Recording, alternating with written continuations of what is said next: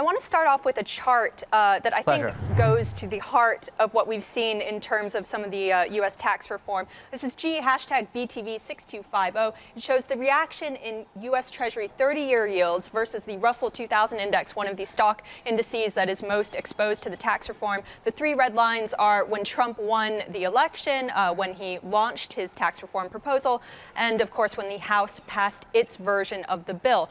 The big question now is how much of this is priced into the market, either the bond market or equities. Where do you stand? I think it depends on what comes out of reconciliation. If there is a tendency to give up on various loophole closing measures as a final gambit, if you will, to close the deal, then of course the cost of the tax cut turns out to be bigger than what was envisaged even just say a week ago.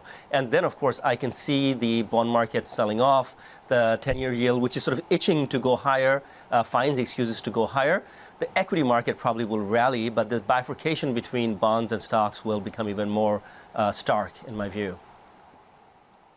Yeah, Tamer, I want to press you on that bond market point because the Joint Committee on Taxation is saying this is going to add $1 trillion worth of debt to the U.S. budget. What does that mean for the bond markets? Right. Because, you know, if we were having this conversation in the 1990s, I can imagine there'd be quite a few bond vigilantes out there who would not like this.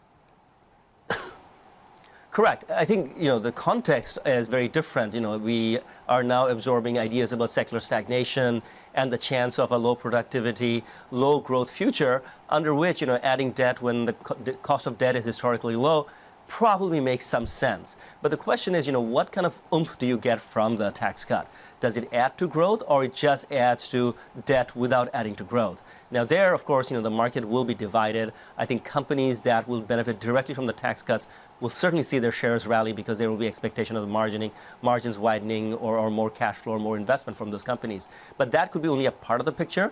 Bond market in general, I don't think will find much room for comfort out of the tax cuts that's in the pipeline.